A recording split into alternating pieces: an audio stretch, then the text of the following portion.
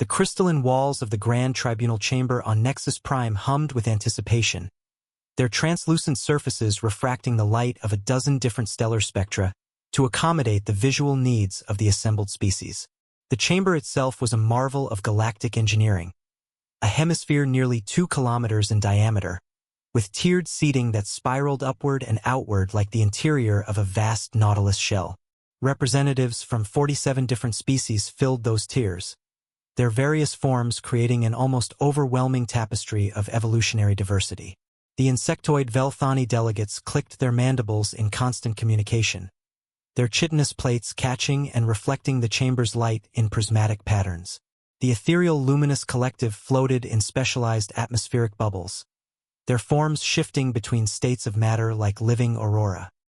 Massive Ursoid Confederacy members occupied reinforced seating, their fur ranging from deepest black to brilliant white, while the serpentine naga coiled elegantly on heated platforms designed for their cold-blooded physiology.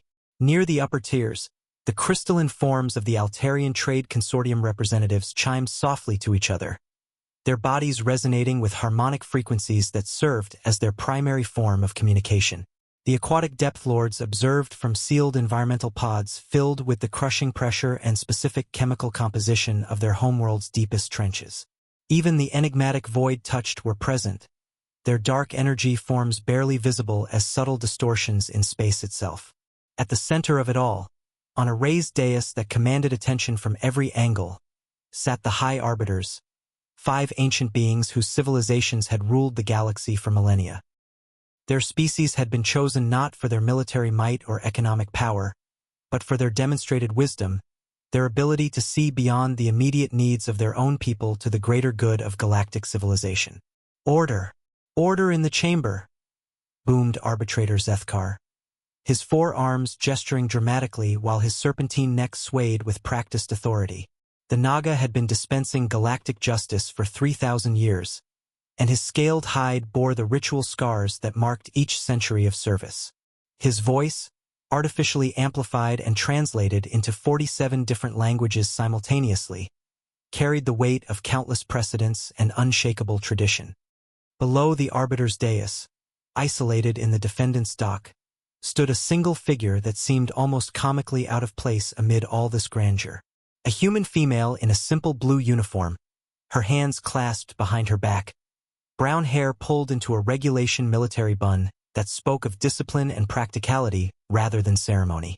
Commander Elena Rodriguez of the Terran Defense Corps looked impossibly small surrounded by the grandeur of galactic civilization's highest court, like a single grain of sand that had somehow found its way into a precision timepiece. Yet there was something in her posture, in the way she held herself perfectly straight despite the crushing psychological weight of being the sole focus of such an assembly, that made a few of the more perceptive observers lean forward with interest. This was not the bearing of someone overwhelmed by the majesty around her. This was the stance of a soldier who had seen worse and lived to tell about it. The species designated as humanity, Zethkar continued, his voice dripping with the casual disdain reserved for disappointments, stands accused of violating 17 separate articles of the Galactic Peace Accords. Article 7. Unprovoked aggression against a recognized stellar nation. Article 12. Destruction of military property during peacetime operations. Article 23. Interference with established hyperspace trade routes. Article 31. Failure to observe proper military protocols during engagement. He paused, allowing the weight of each charge to settle over the assembly like stones thrown into still water. And most seriously, Article 3 of the Primary Charter, the complete and utter annihilation of a hegemony battle fleet consisting of 200 vessels and over 50,000 souls, accomplished through means that can only be described as... He searched for the appropriate term, his forked tongue tasting the air as if the words themselves left a foul flavor. Barbaric, a ripple of chittering, growling, harmonic resonance, and other sounds of amusement passed through the gallery. The idea that these primitive bipeds could threaten anyone was absurd on its face. The humans had only achieved faster-than-light travel 53 years ago. They had been granted provisional membership in the galactic community as a courtesy, the way one might allow a precocious child to sit at the adult's table during important discussions. The hegemony, by contrast, had been a major stellar power for over 8,000 years. Their military traditions stretched back to the era before the peace accords, when warfare was still common and brutal. If they had been defeated, it surely must have been through some combination of luck, treachery, or simple misunderstanding. Arbitrator Veltoth, a massive insectoid whose compound eyes reflected the chamber's light like multifaceted jewels, leaned forward with the careful deliberation of his species. When a Velthani moved quickly, it was usually to kill something. When they moved slowly, as now, it meant they were thinking very carefully about something that might require killing. Human. His voice buzzed with harmonics that the translation matrix rendered as formal disapproval. You stand before the collective judgment of civilizations that have maintained peace for 10,000 years. Your species was granted provisional membership in our community merely 50 years ago, a gesture of goodwill toward emerging sapient life. You have been accorded every consideration, every benefit of the doubt, every opportunity to prove worthy of the trust placed in you.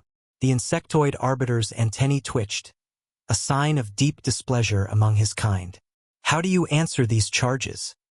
Rodriguez remained silent, her dark eyes scanning the assembled representatives with the methodical precision of someone conducting a tactical assessment.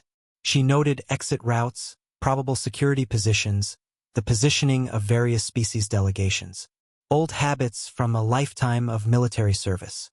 Her silence stretched just long enough to become uncomfortable, and into that discomfort stepped the voice of Counselor Hrix of the Altarian Trade Consortium, his crystalline form chiming musically with what passed for laughter among his kind. She's probably too primitive to understand the proceedings, he sang, his tones creating harmonies that sparkled through the chamber's acoustics. Perhaps we should have brought a translator for simpler concepts. Or maybe some colorful pictures to help explain the legal principles at stake. More laughter echoed through the chamber. The deep rumbling of the Ursoids, the crystalline tinkling of the Altarians, the wet clicking of the aquatic species, and a dozen other expressions of amusement at humanity's expense. Arbitrator Zethkar raised one of his 4 hands for silence, though his own amusement was clearly evident in the way his serpentine neck swayed and his forked tongue flicked out to taste the air. The Naga had a reputation for fairness, but even he seemed to find the situation absurd. Please, honored representatives, he said with mock solemnity. Let us maintain some decorum. We are, after all, a court of law, not a comedy amphitheater. The slight hiss in his voice as he spoke suggested he was fighting back his own laughter. He turned his ancient eyes toward Rodriguez, who had remained perfectly still throughout the mockery, her expression unchanged. The record shows that the human fleet consisted of merely 12 vessels, their largest being what they quaintly call a dreadnought, though it masses less than one of our shuttlecraft, against our allies' 200 ships of the line, including 3 planet killers and a full battle station. The arbiter's neck coiled slightly, a Naga gesture of theatrical emphasis. The hegemony fleet represented the accumulated military might of a civilization that has been perfecting the art of warfare for 8 millennia. Their admiral, Mordak the Unflinching, had never lost a battle in 4 centuries of service. Their ships were equipped with quantum shielding, antimatter weaponry, and tactical AI systems that could process 1 billion combat scenarios per nanosecond. He paused, letting the sheer scale of the mismatch sink in. And yet, somehow, in the span of less than 4 hours, this entire force was, what is the human term? Wiped out. Not defeated in honorable battle, not forced to retreat, not even partially damaged. Completely annihilated. Every ship, every soul aboard. The laughter was dying now as the representatives began to contemplate the actual numbers involved. 50,000 hegemony personnel, dead. An entire battle fleet, gone. The implications were starting to penetrate even the most skeptical minds. Perhaps, human, Zethkar continued, his voice now carrying genuine curiosity beneath the condescension. You can explain this mathematical impossibility? Enlighten this distinguished assembly with your species' understanding of how such a remarkable outcome was achieved. Rodriguez finally spoke, her voice calm and clear, cutting through the residual murmurs like a blade through silk. "May I have permission to address the tribunal properly, your honors?" "Oh, she speaks," mocked Hrix, his crystalline form chiming with renewed amusement. "And with such formal language. How refreshing. Did someone teach the primitive proper courtroom etiquette? Perhaps there's hope for their species after all." Several representatives tittered at this, though there was now an undercurrent of unease beginning to build in the chamber. Something about the human's composure was starting to feel less like confusion and more like confidence. Zethkar waved one hand dismissively, the gesture carrying centuries of judicial authority. "Very well, human. You have the tribunal's attention. Enlighten us with your primitive understanding of warfare." Rodriguez stepped forward, and something fundamental shifted in her bearing. It was subtle, a slight change in posture, a different quality to her silence, a new intensity in her gaze. But several of the more perceptive observers felt a chill run through whatever passed for their spines. Her spine straightened further, somehow becoming even more rigid despite already being at perfect attention. Her movements acquired the fluid precision of a predator, and her eyes held something that hadn't been there before. Something cold and calculating and utterly without mercy. "Honored arbitrators, esteemed representatives," she began, her voice carrying to every corner of the vast chamber with perfect clarity. "You ask how 12 human ships destroyed 200 hegemony vessels." She paused, letting the silence build like pressure behind a dam. "The answer is simple." Another pause, longer this time, as every being in the chamber leaned forward despite themselves. "We cheated." The chamber fell completely silent. Even the subtle humming of the bioluminescent zenith representatives ceased. "You cheated." Arbitrator Veltotha's compound eyes shifted, focusing intently on the human. "Explain." Rodriguez smiled, not a pleasant expression. "Your honors, for 10,000 years, your civilizations have fought wars according to established rules. Honor codes, formal declarations, scheduled battles at predetermined coordinates. You've turned warfare into a gentleman's game." She began to pace within the defendant's dock, and several of the nearer representatives unconsciously leaned back. "The hegemony fleet approached our colony at Kepler 442b exactly as expected. In formation, broadcasting their intentions, demanding our surrender according to Protocol 7 Alpha of the Military Engagement Charter." Her smile grew wider. "They even gave us the customary 4-hour preparation period." Counselor Hrix's crystalline form began to dim. "That is proper military protocol. Civilization demands." "Civilization?" Rodriguez interrupted, causing gasps throughout the gallery. No one interrupted a tribunal counselor. "Your civilization has forgotten what war actually is." She stopped pacing and faced the high arbiters directly. "You want to know how we destroyed their fleet? We didn't wait for the 4-hour period to expire. We didn't respond to their surrender demands. We didn't arrange our ships in formation for a proper battle." The silence in the chamber was now oppressive. "We mined the space around our colony. We hid ships in asteroid fields. We used active camouflage and electronic warfare. And when their beautiful, orderly fleet arrived," Rodriguez's voice dropped to barely above a whisper, but somehow everyone heard every word. "We killed them all before they even knew we were there." Ambassador Krexdai's massive frame shuddered like a mountain experiencing tectonic shifts. His small black eyes, normally predatory and confident, now darted around the chamber seeking something, anything, that might restore his sense of safety in a universe that had suddenly become far more dangerous than he'd imagined. That's not warfare," he rumbled, his voice lacking its earlier boisterous confidence. "That's murder, assassination. You attacked without warning, without honor, without giving them any chance to defend themselves properly." "Yes," Rodriguez replied with the same casual tone one might use to discuss the weather. "We did."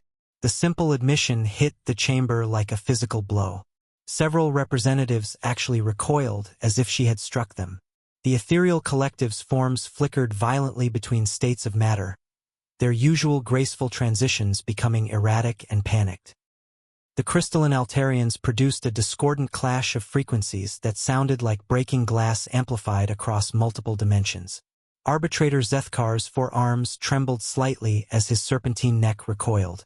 In 3,000 years of dispensing galactic justice, he had never encountered such casual, matter-of-fact admission of what his civilization considered the ultimate war crime. "You show no remorse," he hissed, his forked tongue flicking out rapidly. A Naga sign of extreme distress. "No shame. No recognition of the magnitude of your barbarism. How can you stand there and admit to such... He struggled for words that could encompass the horror of what he was hearing. "Because it worked," Rodriguez replied with the same devastating simplicity. "Our colonists are alive. Theirs aren't. That's what matters to humans, survival, not honor." She began speaking again, and her voice took on a different quality. Older, harder, carrying the weight of evolutionary history and species memory that stretched back through millions of years of struggle. "You want to know about humans?" she asked, her gaze sweeping across the assembled representatives like a targeting system acquiring multiple hostile contacts. "We are the species that survived ice ages by wearing the skins of predators we killed with sharpened sticks. Not just survived, thrived. While your ancestors were hiding in caves or burrows or deep ocean trenches, waiting for better conditions, humans went out into blizzards that could freeze blood in veins and hunted creatures 10 times our size." Her voice grew stronger, more commanding, filling the vast chamber with the authority of apex predation. "We domesticated wolves, the most efficient pack hunters on our world, and turned them into companions who would die for us without question. We didn't just coexist with the most dangerous predators on our planet. We made them love us." Murmurs of unease began spreading through the gallery like ripples in disturbed water. The Ursoid representatives, themselves descended from predatory species, began unconsciously backing away from their viewing positions. Even their predatory instincts recognized something fundamentally more dangerous than themselves.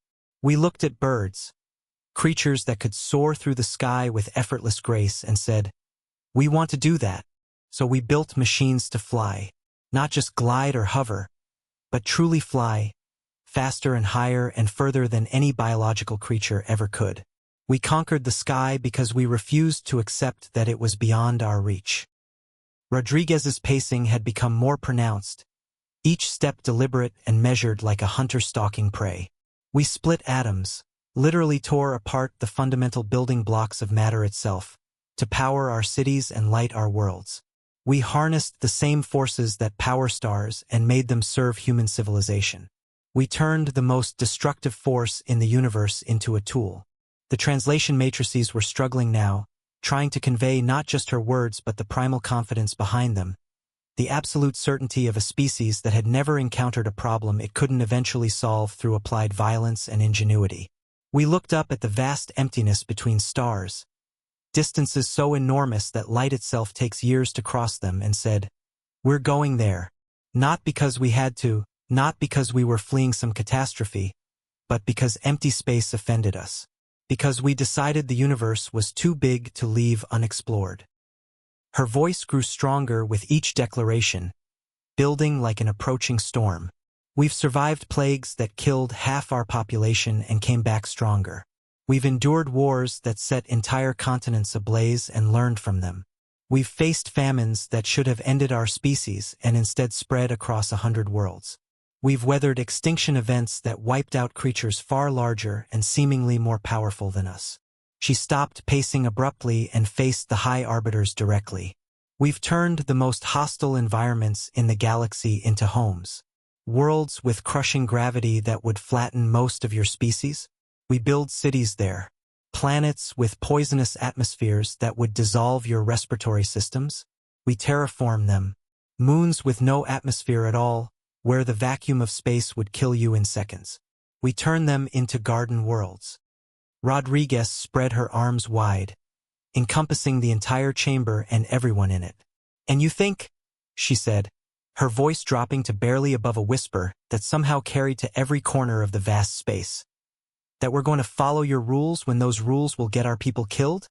The silence that followed was so complete it seemed to have substance, pressing down on every being in the chamber like the weight of inevitability itself. Arbitrator Veltoth's compound eyes were clicking and whirring as they attempted to process what they were seeing and hearing.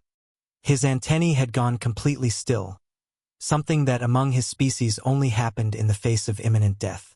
"The Galactic Peace Accords," he managed to buzz, his voice barely registering on the translation matrices, "exist to prevent the chaos of unlimited warfare, to ensure that conflicts between civilized species don't spiral into." "Your peace accords?" Rodriguez cut him off with the casual ease of someone swatting aside an annoying insect. "Assume everyone wants to play by the same rules. But what happens when someone doesn't?" She took a step closer to the arbiter's dais, and several security officers throughout the chamber tensed, their hands moving instinctively toward weapons. "What happens when a species decides that your 10,000 years of civilized warfare have made you soft?" "None of you," Rodriguez answered her own question. "You've forgotten what real warfare looks like because you've had the luxury of rules. Rules that work when everyone follows them."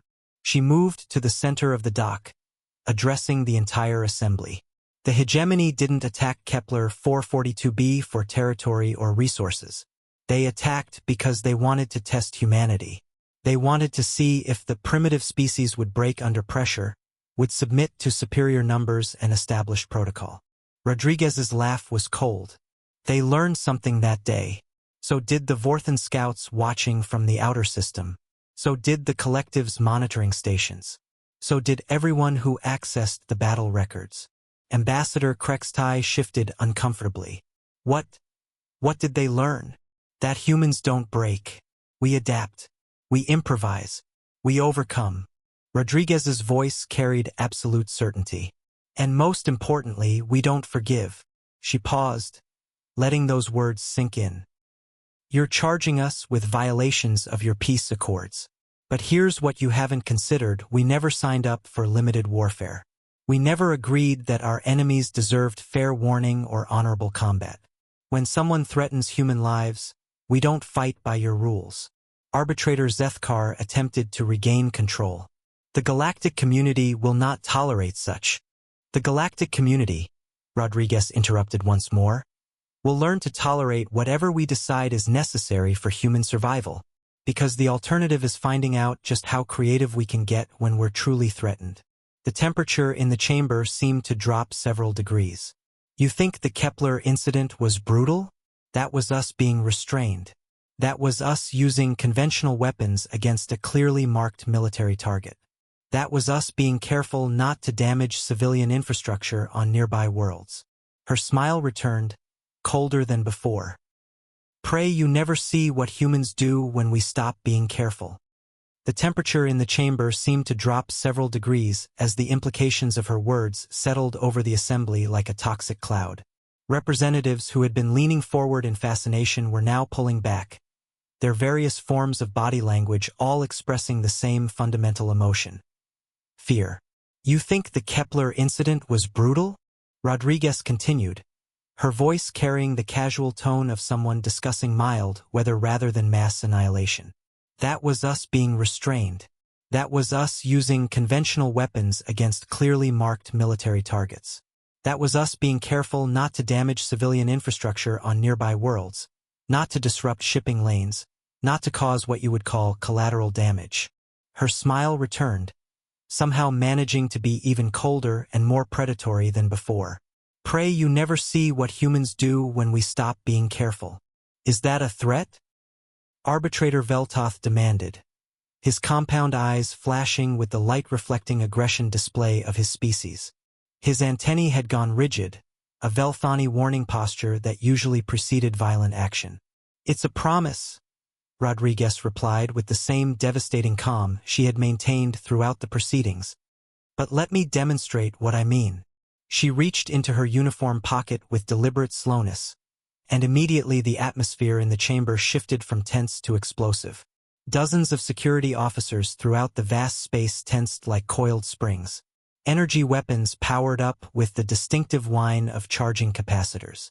Personal defense shields activated with shimmering barriers of force. The void-touched representatives actually began warping local spacetime around themselves, their species' equivalent of drawing weapons. The head of Tribunal Security, a massive Kronar warrior whose species had evolved from apex predators on a world where everything else was also an apex predator, snarled deep in his throat and half rose from his position. His hand moved to the plasma cannon at his side, a weapon capable of vaporizing a small building. "Stand down, human!" he roared, his voice carrying the harmonics of a creature that had never backed down from a fight in its evolutionary history. "Any sudden movement will be considered an act of aggression." Rodriguez pulled out a small, innocuous-looking device no larger than her thumb. It appeared to be nothing more than a simple metallic cylinder with a single button, the kind of unremarkable object that might be found in any technician's toolkit across the galaxy. "This," she said, holding it up for all to see with the casual gesture of someone displaying a flower, "is a standard human communication device. Basic technology by our standards. So basic that we give them to children for educational purposes." The Kronar security chief's grip on his weapon tightened, his predatory instincts screaming that something was wrong despite the apparent harmlessness of what he was seeing. "Right now," Rodriguez continued conversationally, "it's running a program that has been scanning your security systems, your computer networks, your environmental controls, your life support systems, your artificial gravity generators, and approximately 4,000 other automated systems that keep this station functional." The head of security's eyes widened, an expression of shock that was universal among species with recognizable facial features. "Impossible," he snarled, though his voice now carried less certainty. "Our security is impenetrable. The Grand Tribunal chamber is protected by quantum-encrypted firewalls, bioneural security protocols, and AI-driven intrusion countermeasures that have never been breached in 10,000 years of operation. Your security is sophisticated," Rodriguez corrected with the patience of a teacher addressing a particularly slow student. "Beautifully designed, elegantly implemented, absolutely state-of-the-art by galactic standards. It's designed to stop sophisticated attacks from sophisticated civilizations that follow sophisticated rules and employ sophisticated methods." She paused, her finger hovering over the single button on the device. "But humans don't think like you do. You see a security system and think, how do I break through the defenses? How do I crack the encryption? How do I overcome the firewalls? We see a security system and think, what happens if I make it do something it wasn't designed for?"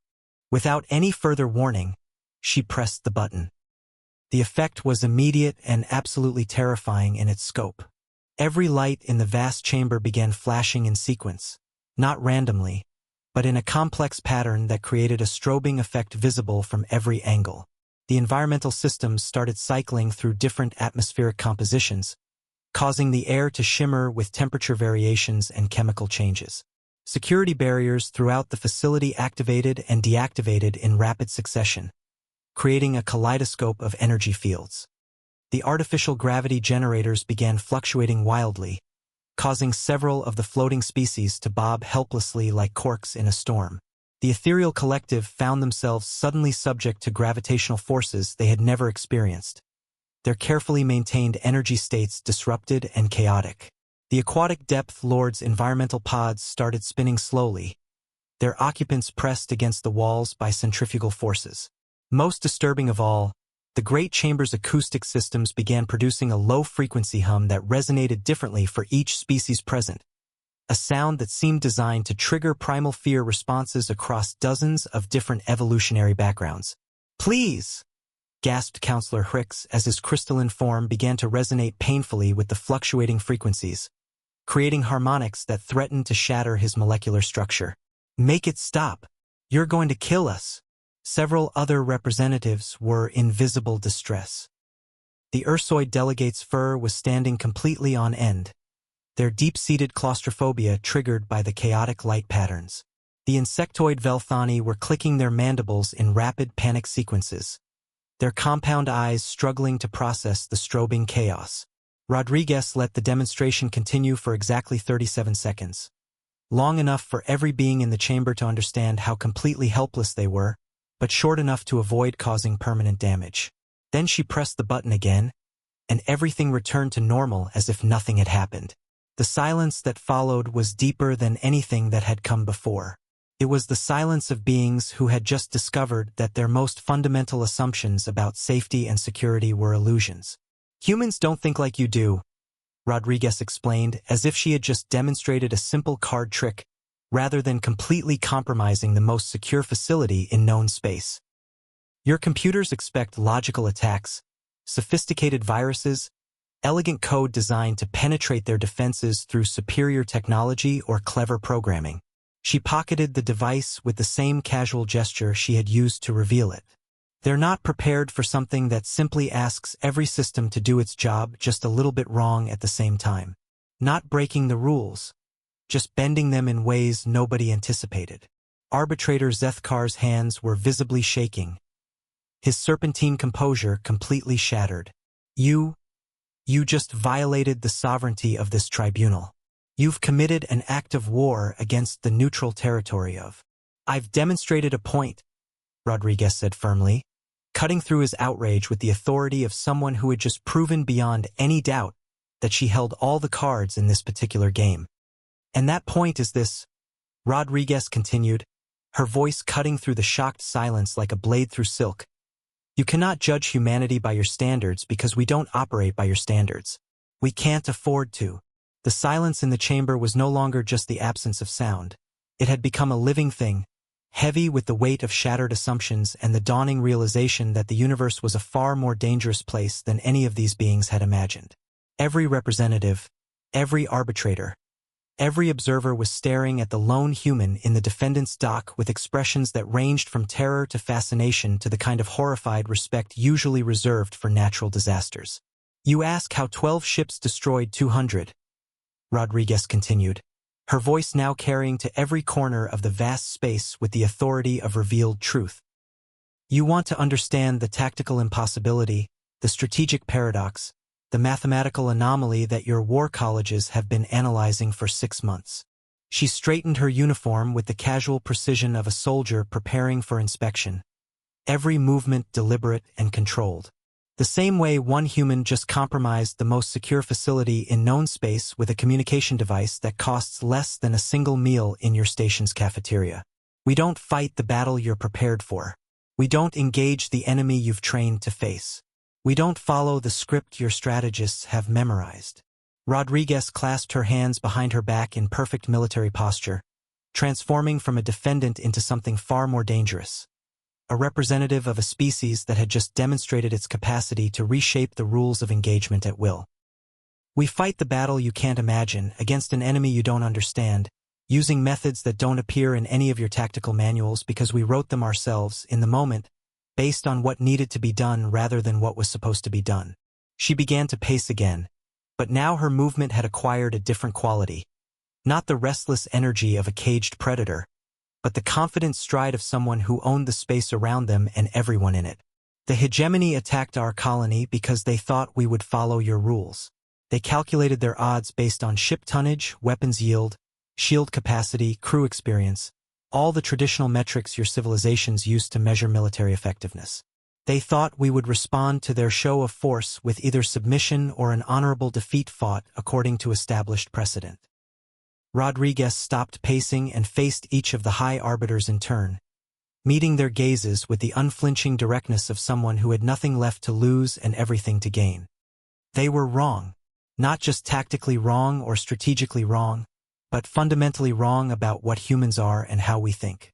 They brought mathematics to a creativity contest. They brought protocol to chaos theory. They brought 10,000 years of civilized warfare to face a species that learned to fight by surviving in a universe that was actively trying to kill us for millions of years.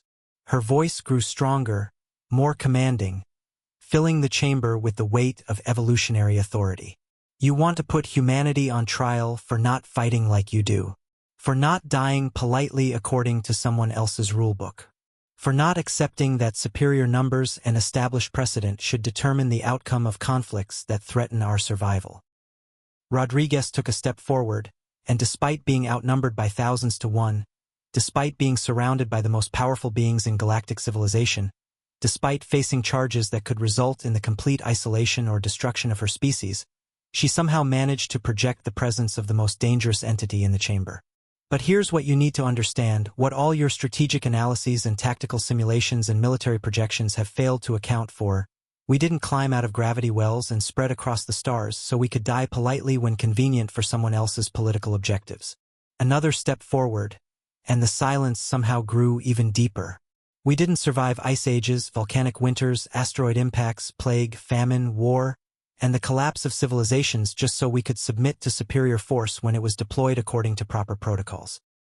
Her voice dropped to barely above a whisper, but somehow carried with perfect clarity to every corner of the vast chamber. We didn't become the apex predators of one of the most hostile worlds in known space just so we could play by rules designed by species that have forgotten what real survival looks like.